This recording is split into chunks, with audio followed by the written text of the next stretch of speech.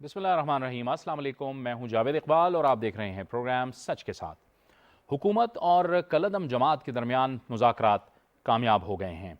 यकीनी तौर पर यह एक अहम पेशरफ्त है क्योंकि पंजाब के कई शहर और तकरीबन पंजाब इसी वजह से मुअत्तल था और वहाँ पर माशी सरगर्मियाँ भी मुअत्तल थीं। आज वज़ीर ख़ारजा शाह महमूद कुरैशी और मुफ्ती मुनीबुर्रहमान ने एक प्रेस कॉन्फ्रेंस की। वज़ीर ख़ारजा शाह महमूद कुरैशी का कहना था कि हमने अमन के रास्ते का इंतखाब किया है। उनका कहना था कि हुकूमत और उलमा और मशाइख ने तदब्बुर से मामले को हल किया है। वज़ीर ख़ारजा शाह महमूद कुरैशी का क्या कहना था, आइए आपको इस रिपोर्ट में दिखाते हैं। इस्लामाबाद में मुश्तरका न्यूज़ कॉन्फ्रेंस करते हुए मुफ्ती मुनीबुर रहमान ने कहा कि हुकूमत और कलदन तंजीम के दरमियान मुस्बत अंदाज में मायदा तय पा गया है। मायदे की तफसीलात मुनासिब वक्त पर सामने लाई जाएंगी। उन्होंने कहा कि ये किसी एक की नहीं बल्कि पाकिस्तान और इस्लाम की फतह है। ये किसी की फतह या शिकस्त नहीं है, ये पाकिस्तान की फतह है, ये इस्लाम की फतह है, ये हुब्बुल वतनी की फतह है और ये इंसानी जानों की हुर्मतों के तहफ़्फ़ुज़ की फतह है। ये मुज़ाकरात किसी जबर और तनाव के माहौल में नहीं हुए, संजीदा माहौल में, जिम्मेदाराना माहौल में और आज़ादाना तौर पर हुए। इसलिए इसमें सबका हस्ब मरातिब कंट्रीब्यूशन है। वजीर खारजा शाह महमूद कुरैशी ने कहा कि उल्मा का शुक्रगुजार हूँ कि उन्होंने मुल्क को बुहरान से बचाया और अमन और बेहतरी का रास्ता तलाश किया। उन्होंने कहा कि कौमी सलामती की कमेटी में फैसला हुआ था कि मुज़ाकरात को तरजीह दी जाएगी। वज़ीर आज़म की हिदायत पर और सब साहिबान की फ़हम फरासत को सामने बरोए कार लाते हुए और मुल्क को मिल्लत के मफाद को सामने रखते हुए, जानते हुए कि इंतशार में पाकिस्तान का फ़ायदा नहीं है, उन कुव्वतों को फ़ायदा हो सकता है जो मुल्क में अफरा तफरी देखना चाहती हैं। वो कुव्वतें जो पाकिस्तान को मुस्तहकम और मुत्तहिद देखना चाहती हैं, यकीनन वो मुतफक्किर हैं। अल्लाह ने हमें उसमें सुरखरू किया है और ये बात पाया तकमील को पहुंची है। न्यूज़ कॉन्फ्रेंस में स्पीकर कौमी असम्बली असद कैसर, पार्लिमानी अमूर के वजीर ममलिकत अली मोहम्मद खान और उल्मा की कमेटी के नुमाइंदे भी मौजूद थे। रिपोर्ट आपने देखी और यकीनी तौर पर पाकिस्तान की मईशत के हवाले से भी अच्छी खबरें आ रही हैं। सऊदी अरब ने जो पाकिस्तान को पैकेज दिया है उस के नतीजे में हमने देखा है कि रुपये पर जो दबाव है वो कम हुआ है और डॉलर की कीमत में कमी आई है। इसके साथ साथ ये भी कहा जा रहा है कि IMF के साथ अगर बातचीत कामयाब हो जाती है तो उससे मज़ीद मईशत में बेहतरी आने की तवक्को है। लेकिन यकीनी तौर पर जो गैर ज़रूरी एहतजाज है, हड़तालें हैं, धरने हैं, इससे मुल्क को भी नुकसान पहुंच रहा है, मईशत की सूरत में भी, और ज़ाहिर है इससे माशरती भी बहुत से मसाइल जन्म ले रहे हैं। इन तमाम मामलात पर आज हम अपने प्रोग्राम में बात करेंगे और इसके लिए हमें ज्वाइन कर रहे हैं स्टूडियोज़ में सीनियर सहाफ़ी और तजियाकार जनाब राना ताहिर। राना साहब, आपको बहुत खुशामदीद कहते हैं। कराची से हमें ज्वाइन कर रहे हैं माहिर माशियात जनाब शमसुल इस्लाम खान। शम्स साहब, आपको भी बहुत खुशामदीद कहते हैं अपनी इस गुफ्तगू में। राना ताहिर साहब, मजमूई तौर पर अगर हम बात करें, एक अच्छी डेवलपमेंट है, अच्छी पेशरफ्त है जो हुकूमत और कलदम जमात के दरमियान हुई है और इससे जो एक पहिया था, जो निज़ाम ज़िंदगी मुअत्तल हो गया था, वो चल पड़ेगा। जी जावेद इकबाल साहब, आप बिल्कुल दुरुस्त फरमा रहे हैं। देखें, ये मैं समझता हूँ कि हुकूमत ने बहुत अच्छा कदम उठाया है और पूरी कौम यही चाहती थी कि ये मामला अफ़हाम व तफ़हीम से तय हो जाए। वो भी देखें, जो एहतजाज करने वाले वो भी पाकिस्तानी और आगे जो हमारे कानून नाफज करने वाले इदारे, पुलिस, ये भी सारे पाकिस्तानी हैं। तो इनमें तसादम नहीं होना चाहिए।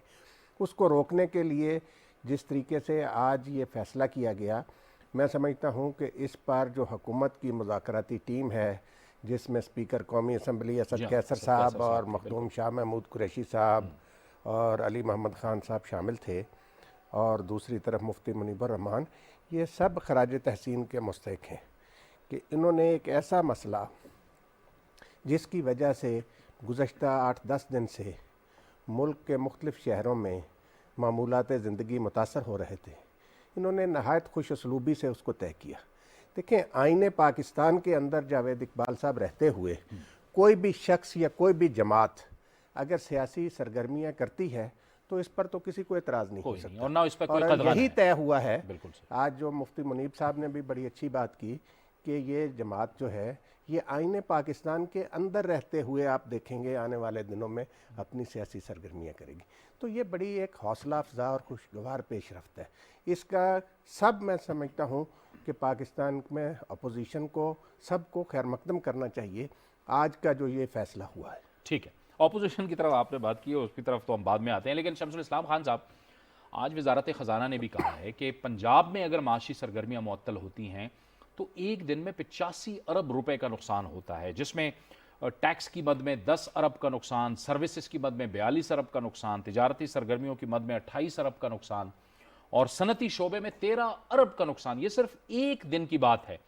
आप चूंकि कराची से आपका ताल्लुक है और आपने भी गुज़श्ता सालों में कई बड़े एहतजाज देखे, कराची को बंद किया जाता था एक ज़माने में, एक बड़ी बदकिस्मती थी हमारी, अब तो अल्हम्दुलिल्लाह हालात बहुत बेहतर हैं।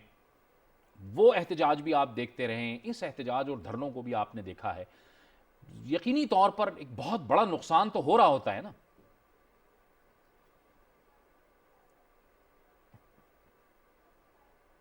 जी बिल्कुल, देखें कराची आपको पता है कि पाकिस्तान की इकनॉमिक माशी शहरक है और पाकिस्तान से जितना भी पंजाब जो क्योंकि बहुत बड़ा सूबा है, वहाँ से रॉ मटेरियल, वहाँ से प्रोसेस चीज़ें बहुत सारी जो है वो एक्सपोर्ट के लिए यहाँ कराची में लाई जाती हैं और यहाँ से फिर एक्सपोर्ट होता है। जिस तरह से आपने कहा कि वज़ारत ख़ज़ाना ने आज 85 अरब का लॉस बताया है वहाँ पर पंजाब में, तो वो यहाँ पहुँचते पहुँचते जो और मल्टीप्लाई हो जाता है, क्योंकि यहाँ पर बहुत सारी चीज़ें ऐसी हैं जो आके वैल्यू एडेड होती हैं और फिर यहाँ से प्रोसेस होती हैं। कराची में भी माजी में हमने देखा कि जब बंद होता था तो कोई 50 अरब से ज़्यादा का नुकसान हो जाता था एक दिन के अंदर। तो ये नुकसान जो है बर्दाश्त करने की हमारी माशी जो इकॉनमी की जो सूरत हाल है वो मुतहम्मिल नहीं हो सकती। हमें जो है अब अपने अक्लमंदी से काम लेना होगा और जो है हम अनइंटेंशनली जो दुश्मन मुल्क के जो अनासिर हैं, जो बाहर के जो लोग ताकते हैं, उनके आलाकार ना बने और हमें पाकिस्तान में एक मौशी जो है चार्टर ऑफ इकॉनमी जो है वो हमें साइन करनी पड़ेगी। आपस में तमाम सियासी जमातें हों, मजहबी जमातें हों, हम सब का घर ये पाकिस्तान है, हम सब जो है हमारी पहचान पाकिस्तान है। और हमारा जब यहाँ पर इस किस्म की जो गैर यकीनी सूरत हाल होती तो आपने देखा कि हमारे स्टॉक एक्सचेंज पे भी बहुत ज़्यादा असर पड़ता है, हमारे जो फ़ॉरेन एक्सपोर्ट के जो ऑर्डर होते हैं उसके ऊपर भी बाहर परेशान हो जाता है कि टाइमली यहाँ से डिलीवर हो सकेगा कि नहीं। तो उस सूरत हाल में पाकिस्तान जो है हर तरफ से नुकसान का वो बर्दाश्त कर रहा होता है और उसकी अब हमारी इकॉनमी इसकी इजाज़त नहीं देती कि इस किस्म की जो एक्टिविटीज़ हैं और ज़्यादा चलती रहें। इस वक्त माशाल्लाह मैं मुबारकबाद देता हूँ तमाम पाकिस्तान को, कराची चैम्बर ऑफ कॉमर्स के तमाम बिजनेस कम्युनिटी ने आज इत्मीनान का सांस लिया है कि ये मुआहिदा हो गया है और ये अब गैर यकीनी सूरत हाल ख़त्म हो जाएगी। इसको मुस्तकिल बुनियादों के ऊपर हल होना चाहिए, आपस में एक मुआहिदा करें और जो आप सियासी सरगर्मियाँ वो जारी रखें, लेकिन उनको भी रोड के ऊपर आके ऐसी सरगर्मियाँ नहीं करनी चाहिए ऐसी जगहों पे जिससे आपका आमदोरफ्त जो है, जो आपकी कम्युनिकेशन है, जो आपकी ट्रांसपोर्ट है, जो आपकी गुड्स की जो मवासलात का निज़ाम है वो दरम बरम ना हो। क्योंकि पाकिस्तान को आगे बढ़ना है और पाकिस्तान मुसलसल जो है इस किस्म के जो ताबड़तोड़ जो हमले होते हैं, जैसे हमारे पास अभी बीच में सूरत हाल हुई थी कि अनसर्टिनिटी की सूरत हाल की वजह से हमारा रुपए के ऊपर प्रेशर बहुत बड़ा, हमारा ट्रेड डेफिसिट बढ़ गया और साथ ही जब ये धरने शुरू हुए तो उसकी वजह से और हमारी जो है चौक होकर रह गई थी तिजारत। तो उस पर हुकूमत ने बहुत अच्छा इक़दाम किया है। पाकिस्तान में अब आगे जाके हमें और बेहतर करना होगा ताकि हमारी जो है जो रवां दवा मईशत का पहिया वो चलता रहे और मुल्क को इसमें फ़ायदा देखें, किसी ख़ास कम्युनिटी का नहीं, इसमें फ़ायदा जब होता है तो पूरे मुल्क का फ़ायदा होता है। इसके असरात जो है बिज़नेस से जो है ट्रिकल डाउन इफेक्ट पड़ जाते हैं और तमाम मुल्क के शहरियों तक जाते हैं। आज हमारा आम पाकिस्तानी जो है माशी तौर पर परेशान हुआ, अब इसको जो है इन हालात के बेहतर जहाँ पे रास्ते बंद हो गए थे, जहाँ पे अब रोड तोड़ दिए गए थे, जहाँ पे खंदकें खोद दी गई, ये सारी चीज़ें ऐसी थी कि पाकिस्तान के पास इतने ज़राए भी नहीं है कि वो इसको दोबारा से इसको ऐसी किस्म की चीज़ें वो हों। लेकिन बहरहाल अनफॉर्चुनेटली हम सब ने देखा और इसमें दोनों तरफ से ही पाकिस्तानी का जो है वो नुकसान हो रहा था, दोनों तरफ से ही मुसलमानों का नुकसान हो रहा था। पाकिस्तान को अब हमें कोई नई हिकमत अमली बनानी पड़ेगी। इस हुकूमत को चाहिए कि एक तवील बुनियादी एक ऐसा मुआहिदा जो आप मईशत के लिए कर लें, जो आप अपने अमन के लिए कर लें, क्योंकि अमन है तो पाकिस्तान में मईशत बढ़ेगी और अमन है तो पाकिस्तान में रोज़गार बढ़ेगा और अमन है तो पाकिस्तानी हर पाकिस्तानी खुशहाल होगा, चाहे वो सिंध का हो या आपके जो है पहाड़ों पर रहने वाले लोग हों या पंजाब के हो या साउथ पंजाब के हों, कहीं के भी हों, बलूचिस्तान के हों, उन सब तक असरात जाते हैं। क्योंकि यहाँ कराची से जो है पोर्ट के ज़रिए आपकी बरामदात होती हैं। हमारी बरामदात अगर डिले हो जाए, हमारा जो टाइम है, अगर आप देखेंगे शिपमेंट का, वो हमारे पास कुछ घंटों के लिए यहाँ से ट्रांसपोर्ट जो है वो मूव करती है, कराची शहर से पोर्ट तक जाती है। जबकि दुनिया में जो आज 200 बिलियन डॉलर की, 400 बिलियन की एक्सपोर्ट करते हैं, वहाँ 24 आवर्स वहाँ काम होता है और वहाँ पे ये कार्गो मूव हो रहते हैं। तो इस किस्म के जब हालात होते हैं कि धरने दिए जाते हैं, रोड ब्लॉक किए जाते हैं, तो हमारी वो जो 6 घंटे की, 7 घंटे की जो हमारी एक्टिविटी होती थी ट्रांसपोर्टेशन की, गुड्स की, अप कंट्री से लेकर पोर्ट तक, वो और महदूद हो जाती है, जिसका पाकिस्तान को शदीद किस्म का नुकसान होता है। तो हमें अपना सोचना पड़ेगा, हमें अपने घर को संवारना पड़ेगा। जाहिर है कि न सिर्फ हुकूमत का अहम किरदार होना चाहिए बल्कि ऑपोजिशन का भी अहम किरदार होना चाहिए। जिस मिसाक़ मईशत की ये बात कर रहे हैं, वो मिसाक़ मईशत के हवाले से तो शहबाज शरीफ साहब भी कहते रहे हैं, पीपल्स पार्टी भी कहती रही है, लेकिन वो सिर्फ असम्बलियों में तकरीरों तक ही आपके ख्याल में महदूद रहे हैं। वो उन्होंने अमली तौर पर हुकूमत के साथ बैठ के कोई बातचीत तो आगे नहीं बढ़ी। देखिए जावेद साहब, बात ये है कि शमसुल इस्लाम जी साहब ने बिल्कुल बड़ी अच्छी देखें, बात की कि ये जो है धरने वरने, इनसे बिलाशुबा मुल्क की मईशत को नुकसान पहुंचता है। और देखें, जब मुल्क में एक इलेक्टेड गवर्नमेंट मौजूद है, अपोजिशन मौजूद है, तो ये प्रॉब्लम कहाँ पैदा होती है। आज हमने तहरीक लब्बैक के हवाले से तो बात की कि उन्हें सड़कें ब्लॉक नहीं करनी चाहिए, तो ये तहरीक लब्बैक की पर ही क्यों लागू होती है बात? क्या पाकिस्तान की बाकी सियासी जमातें जो हैं उनका भी ये फ़र्ज़ नहीं है कि वो भी सड़कें ब्लॉक ना करें? ठीक, ये एक ज़ाब्ता इखलाक बनाना चाहिए हुकूमत को, सारी अपोजिशन को साथ बैठा के कि इस मुल्क की मईशत चलेगी तो सब कुछ चलेगा, तो मईशत का पहिया नहीं रुकना चाहिए। इसके लिए एक सियासी ज़ाब्ता इखलाक होना चाहिए कि एहतजाज किस तरीके से एहतजाज करें।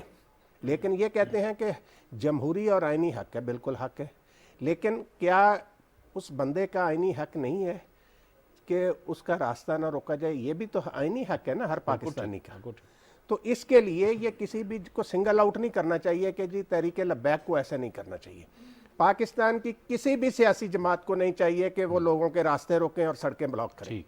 इसके बारे में कोई कानून साजी करनी पड़ती है तो वो करनी चाहिए, क्योंकि मुल्क आए रोज़ इस तरह के मामलात का मुतहम्मिल नहीं हो सकता। दूसरी बात जो है, देखें, अपोजिशन हुकूमत पर तनकीद ज़रूर करे, हुकूमत में 100 खराबियाँ होंगी, उनकी निशानदेही करें, उनके खिलाफ आप जलसा कर लें, लेकिन ये जो होता है ना कि आप मुल्क का निज़ाम जो है उसको मुअत्तल करने की कोशिश करें पॉलिटिकल पार्टीज़, ये किसी तौर पर भी। अब आप देखें, चौथा साल इस हुकूमत को आ गया है, नेक्स्ट ईयर इलेक्शन का साल है, भाई इलेक्शन हो जाएगा, सब कुछ दूध का दूध पानी का पानी हो जाएगा, आप इलेक्शन में जाएं। आपने उससे पहले ये जो पीडीएम वाले हैं, इन्होंने ये रोज़ का जो टोपी ड्रामा शुरू कर दिया है कि जी फलां जगह एहतजाज होगा, उससे नहीं मुतासर होती, उससे नहीं एम्बुलेंस रुकती।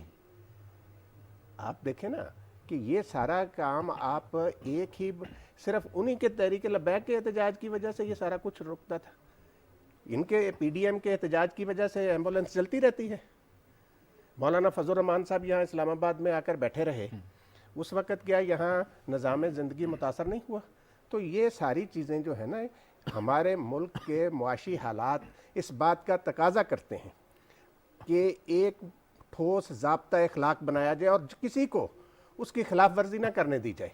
फिर कानून को सख्ती से हरकत में आना चाहिए, खा वो पीडीएम हो या कोई और जमात हो। सही, ये तो नहीं है कि आप एक तरफ तो कहें कि जी इनको, भाई आप सब के साथ यकसा सलूक करें, सब पाकिस्तानी जो हैं, आईने पाकिस्तान उनके साथ मुसावी सलूक का तकाजा करता है। तो इसलिए अब हमें इस मुल्क को आगे लेकर बढ़ना है, तो एक तो सबको अपनी अना को छोड़ना होगा। जब तक हम अना परस्ती के खौल से बाहर नहीं निकलेंगे, कैसे मामला चलेंगे? हुकूमत को खुले दिल के साथ अपोजिशन को दावत देनी चाहिए, आए कि और वहाँ पे हुकूमती टीम जो है मुल्क की माशी सूरत हाल जो है उनके सामने रखे और कहे कि जी बस बहुत हो गया, अब हमें इस मुल्क को लेकर आगे बढ़ना है। तो आप ये निज़ाम चला सकते हैं, वरना देखें ये इस तरीके से रोज़ रोज़ आप यानी उनके बारे में एक ख़ास जमात के हवाले से तो सारे कहें कि जी देखें इन्होंने अच्छा नहीं किया। भाई आप जो कर रहे हैं वो अच्छा है। ये जो इस्लाहात की बात है और अब जो आज अपोजिशन जलसा कर रही है, इस पे मैं आता हूँ आपके पास दोबारा। लेकिन शमसुल इस्लाम खान साहब, ये जो हमने देखा कि एक तो जो वज़ीर आज़म साहब ने एफबीआर को मुबारकबाद दी है कि 500 अरब रुपए ज़ायद टैक्स जमा हुआ है, तकरीबन 37-38% ज़ायद टैक्स जमा हुआ है। फिर हमने देखा कि सऊदी अरब के साथ जो पैकेज हुआ उसकी वजह से भी रुपये पे दबाव कम हुआ और ज़रा बेहतर हुआ डॉलर के मुकाबले में, डॉलर कमज़ोर हुआ। आपको लगता है कि अगर IMF के साथ मामलात भी तय हो जाते हैं तो इससे भी ज़रा बेहतरी होगी और डॉलर जो है उसका जो दबाव है रुपये पे वो मज़ीद कम होगा, ये भी एक बेहतरी का ही इशारा है? जी बिल्कुल, देखें जी, सऊदी अरब जो है वो पाकिस्तान का हमेशा से दोस्त रहा है और ऐसा इस्लामी हमारा एक रिश्ता मजबूत है उनके साथ, और जब भी मुश्किल वक्त आता है सऊदी अरब हमारी मदद करता है।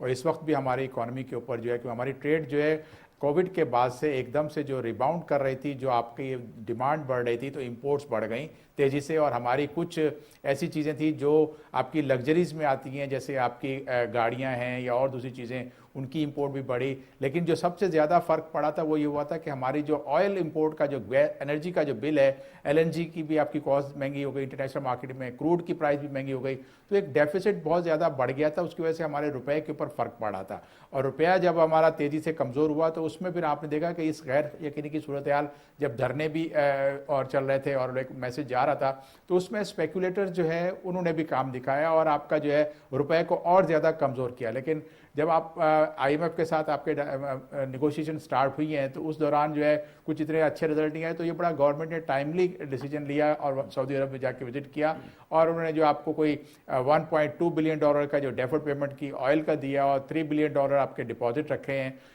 जिसकी वजह से आपके ऊपर जो है रुपए का हमने देखा कि पॉजिटिव इम्पैक्ट आया। क्योंकि इस वक्त जो है जो सूरत हाल अभी रिसेंट पास में हो चुकी थी कि डॉलर जो है बड़ी तेज़ी से महंगा हो रहा था, उस पर एक्सपोर्टर्स का भी नुकसान हो रहा था और हमारे जो दरामद कुनंदगान हैं, जो इंपोर्टर्स हैं, उनका भी नुकसान हो रहा था, क्योंकि वो किसी तरह से भी हम अफोर्ड नहीं कर सकते थे, क्योंकि अल्टीमेट जो है उसकी रुपए की जो कीमत कम हो रही थी, कॉस्ट है वो आम कंज्यूमर पे जा रही थी, हमारी इंडस्ट्री की इनपुट कॉस्ट बढ़ रही थी, हमारे रॉ मटेरियल आपको पता है कि इंपोर्ट होते हैं, हम कॉटन भी इंपोर्ट कर रहे हैं, टेक्सटाइल जो सबसे बड़ी हमारी एक्सपोर्ट होती है उसके लिए भी इंपोर्ट होता है, हमारे पास यान भी इंपोर्ट होता है। तो अब ये सारी चीज़ें जब आप महंगी हो जाए तो एक हमारी इकॉनमी जो है एक सुस्त रफ़ी का शिकार हो रही थी। लेकिन अल्हम्दुलिल्लाह अब जो रिजल्ट आए हैं वो 3 दिन के अंदर हमने देखा कि डॉलर जो है वो वापस कोई 171 के करीब आ गया है, तो उससे और आगे बेहतरी का आसार नज़र आते हैं कि IMF से। अब देखें IMF ने जो हमें टारगेट दिए थे वो हमारा मेन टारगेट ये था कि एम्बिशियस टारगेट पूरा करना था 5.8 ट्रिलियन डॉलर का,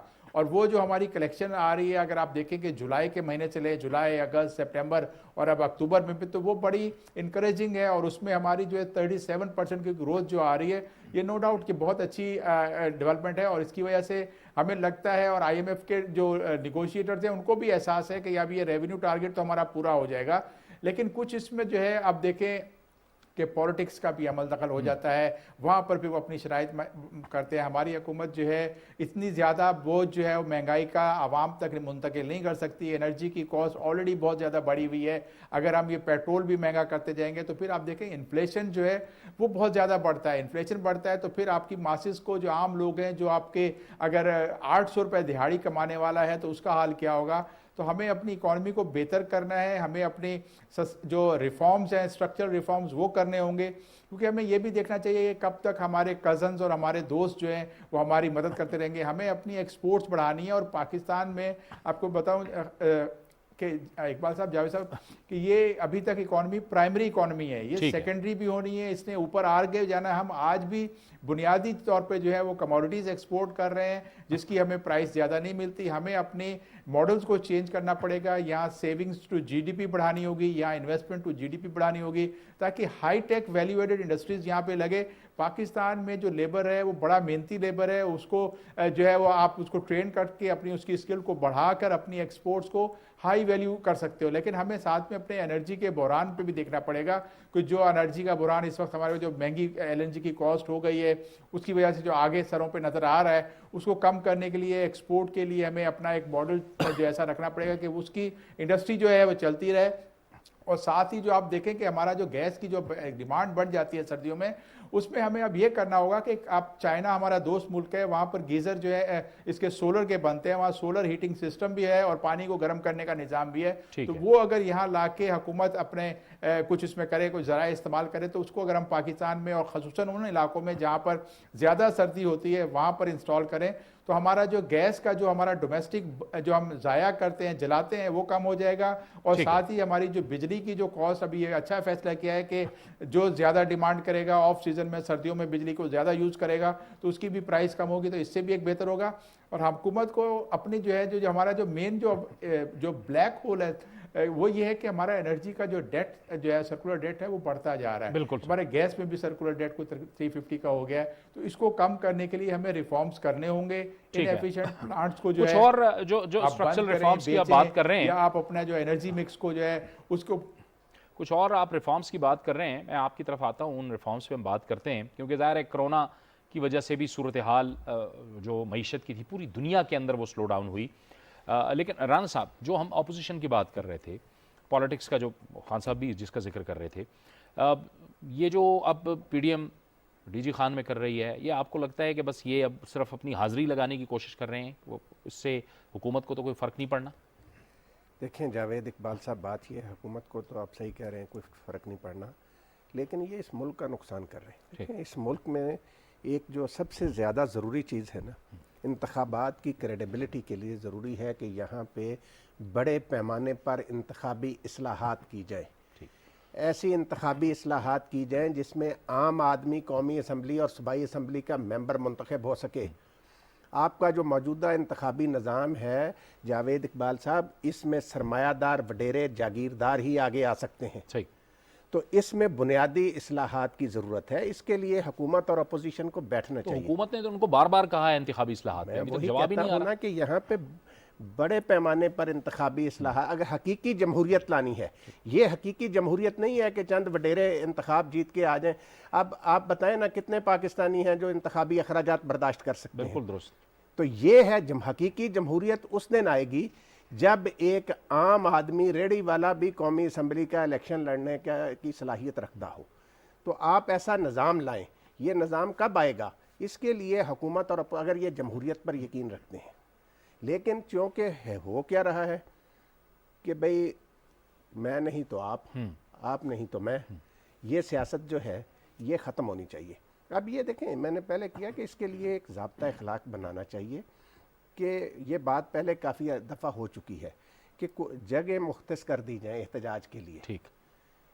पिछली हुकूमतों के दौर में भी ऐसी तजावीज़ आई, लेकिन अब वक्त आ गया है कि ये तजावीज़ जो हैं इनको अमली शक्ल दी जाए।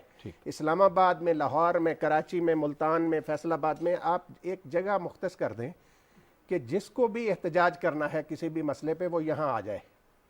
ये जगह इस काम के लिए है। इसके अलावा आप बाकी शहर को डिस्टर्ब ना करें। जावेद इकबाल साहब, जब तक आप इस तरीके से कानून नहीं बनाएंगे, ये जो रोज़मर्रा के मामूलात में खलल पड़ने का, जिसका दिल चाहे उठ के जिस वक्त जो मर्ज़ी कर दे, तो ये होता रहेगा। इसके लिए बुनियादी ज़िम्मेदारी हुकूमत वक्त की है। ठीक। कि वो एक दफ़ा इनको दावत दे, बुलाए। अगर ये नहीं आते तो फिर हुकूमत खुद आगे बढ़े। देखें, इनकी बात सुने, उनको कहेंगे आपको जमहूरी हक चाहिए ना एहतजाज का, हम इस्लामाबाद में आपको ये जगह देते हैं, आप आ जाया करें जब आपका दिल करे, आपने एहतजाज करना हो करें। लेकिन आम आदमी का जो दिहाड़ीदार बंदा है उसका क्या कसूर है? रेडी वाले का क्या कसूर है? जावेद इकबाल साहब, जिसने शाम को अपने बच्चों को जाके रोटी खिलानी होती है उसी इनकम से, जब उसका कारोबार मुतासर होता है, तो ये तो इन्होंने तो एक शुगल बनाया हुआ है इनका। ये हमारे सियासतदानों का ये खेल है, ये जलसे जुलूस जो है, ये हमारे सियासी जमातों ने इसको एक खेल बना लिया हुआ है।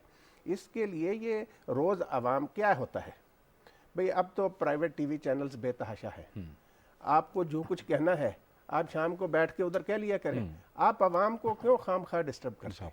ठीक, बिल्कुल सही। शमसुल इस्लाम साहब, अब कुछ इस्लाहात की बात थी, लेकिन कोरोना की वजह से जाहिर है उस वक्त में वो इस्लाहात, माशी इस्लाहात नहीं हो सकती थी, ना डाउन साइजिंग हो सकती थी, ना राइट साइजिंग हो सकती थी।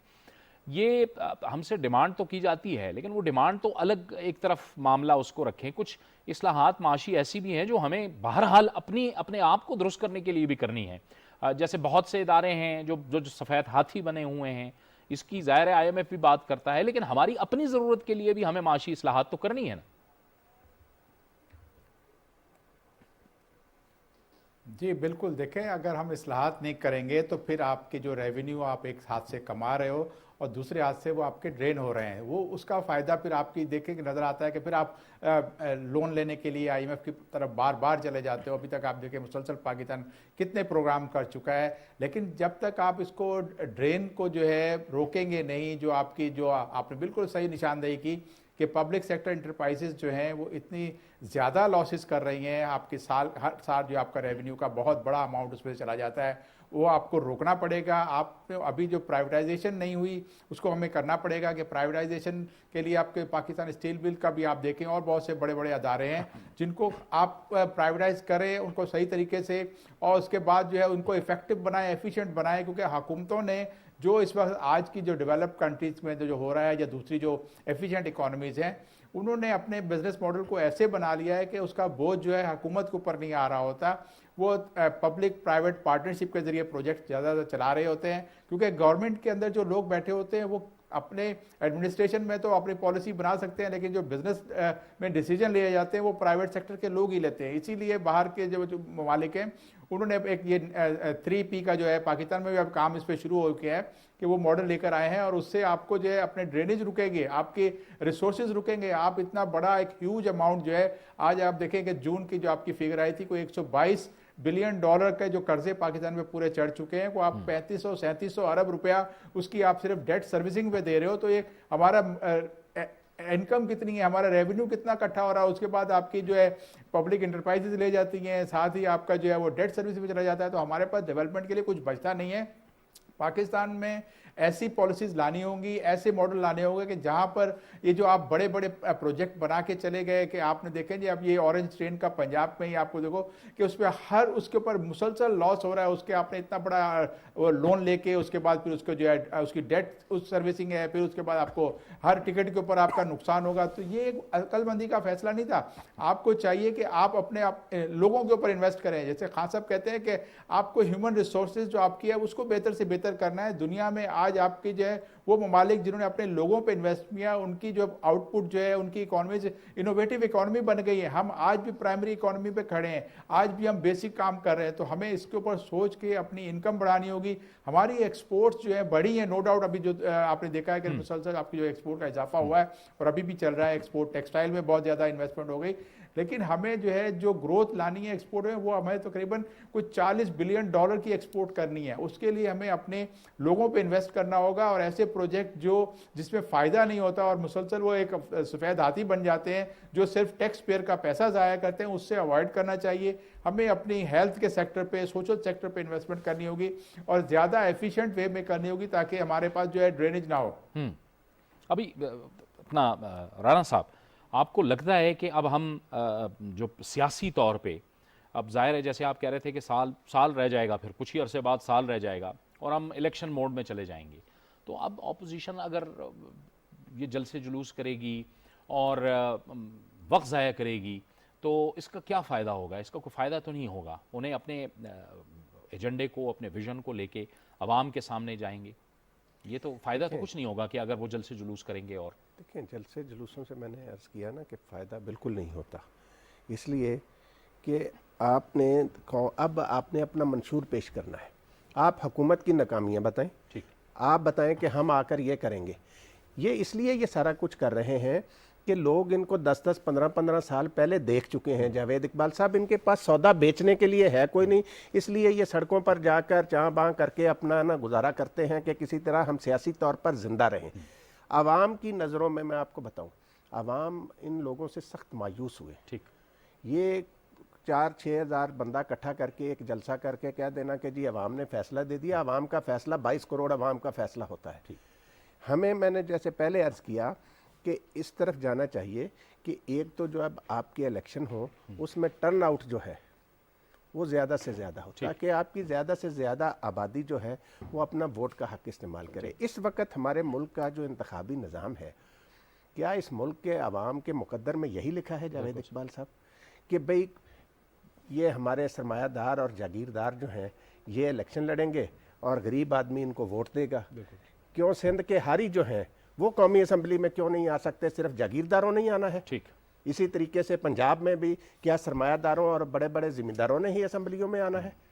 क्यों आम आदमी नहीं आ सकता? इस तरफ तवज्जो देनी चाहिए इमरान खान साहब को। बिल्कुल सही, बहुत बहुत शुक्रिया राना ताहिर साहब आपका, शमसुल इस्लाम खान साहब आपका भी बहुत बहुत शुक्रिया। बड़े अहम फैसले लेने हैं हुकूमत को भी और यकीनी तौर पर अपोजिशन को भी अपना किरदार अदा करना है। अगर अपोजिशन अपना किरदार अदा नहीं करेगी तो जाहिर है अवाम फिर उनसे ज़रूर सवाल पूछेंगे। हुकूमत ने इंतखाबी इस्लाहात के हवाले से पहले ही अपोजिशन को कह रखा है, लेकिन अपोजिशन मुस्तकिलन जो राह फरार इख्तियार किए हुए है इस्लाहात के हवाले से। एक ब्रेक का वक्त और ब्रेक के बाद प्रोग्राम जारी रहेगा।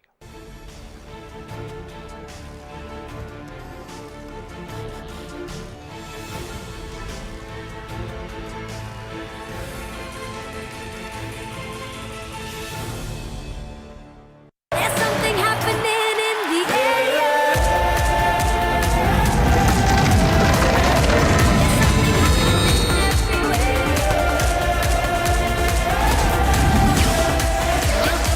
Love again, love again, love again.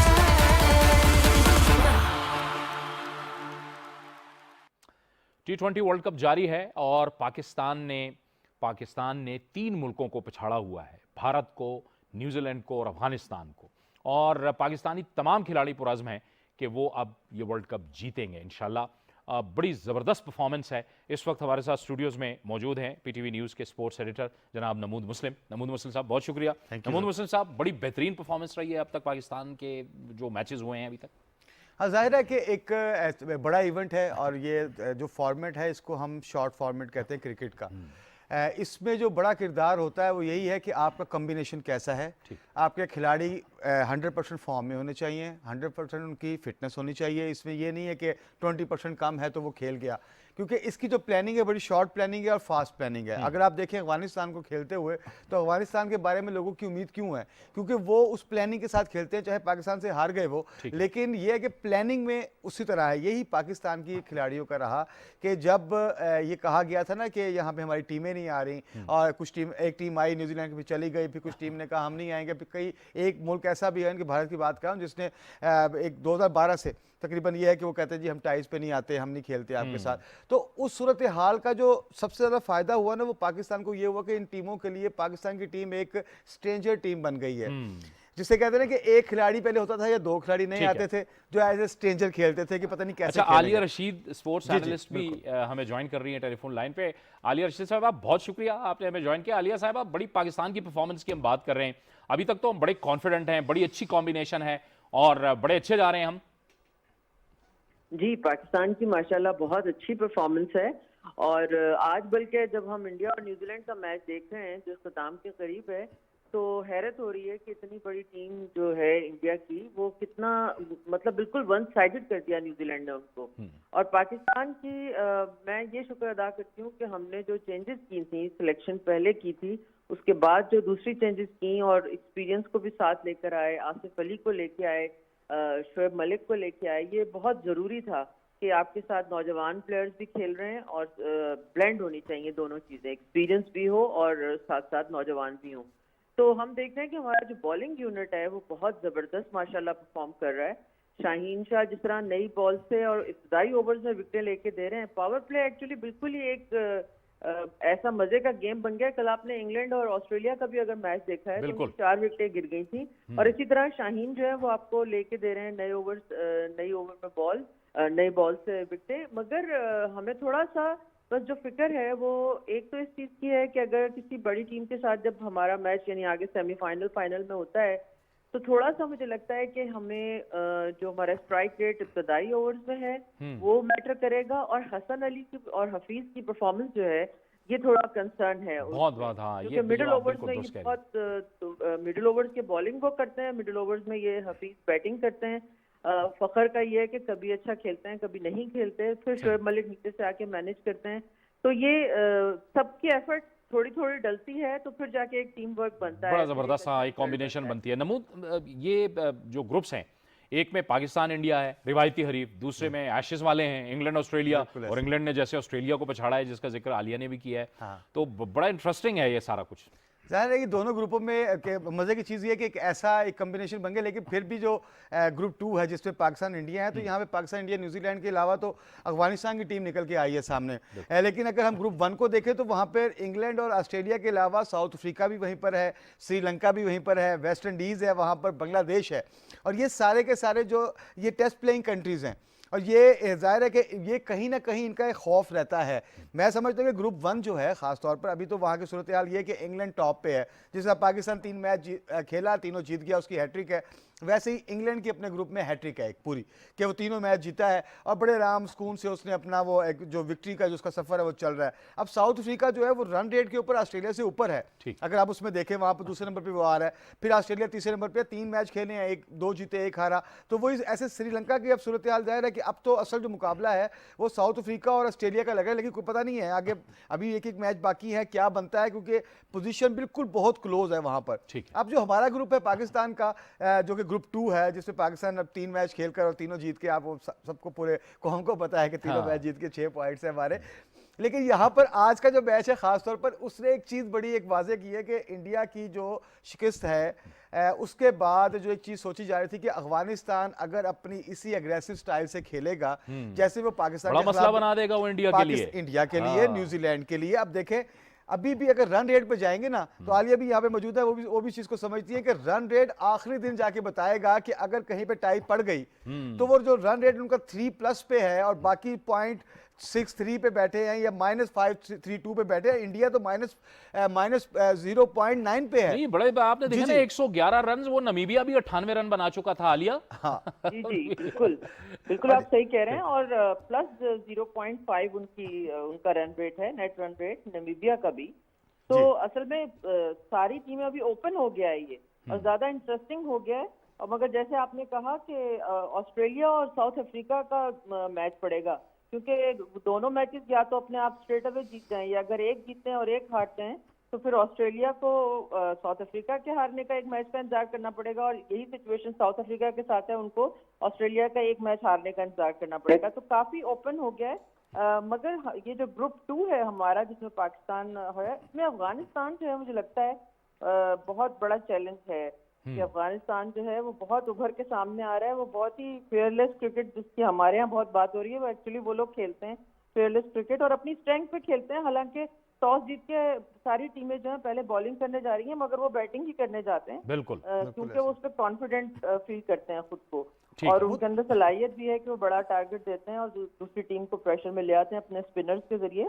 तो देखना ये होगा कि अब न्यूजीलैंड और इंडिया आगे अफगानिस्तान के मैचेस में कैसे इनको फेस करते हैं और क्या रिजल्ट आता है। इंडिया के साथ बहुत बुरा हो रहा है नमूद, वो तो हार गया, इंडिया हार गया न्यूजीलैंड से, ना स्कोर बना सका। सर स्कोर नहीं बना सका, उनके हर खिलाड़ी जो है वो जिसे कहते हैं कि जी वो जो मशीन है जी रन्स बनाने वाली, विराट कोहली बहुत अच्छा प्लेयर है, बड़ा टॉप क्लास प्लेयर है। हम समझते हैं कि उससे अच्छा नहीं, कि कम से कम इंडिया में अभी तक पुराने खिलाड़ी अपनी जगह पर, लेकिन इस वक्त टॉप क्लास प्लेयर में से है। विराट कोहली नहीं खेल सका, आपका रोहित शर्मा नहीं खेल सका, एक उसको चांस भी मिला फिर भी नहीं खेल सका। वो चीज़ें तो ये हैं कि अब पता नहीं ये प्रेशर किस चीज़ का है इंडियन टीम के ऊपर कि वो बिल्कुल भी नहीं कर पा रही। देखिए अगर 110 रन बना रहे हैं वो 7 विकेटें गिराकर, तो वही आपने अभी बात कही कि नमीबिया ने तो 100 तो नमीबिया भी बना गया था, और वो भी एग्रेसिव खेल के आगे।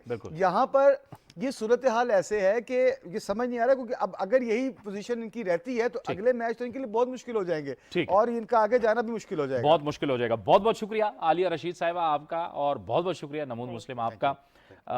हम पुरज़्म हैं कि इंशाल्लाह ये ट्रॉफी हम जीतेंगे इंशाल्लाह। ये था आज का प्रोग्राम। जावेद इकबाल को इजाज़त दीजिए, अल्लाह हाफ़िज़।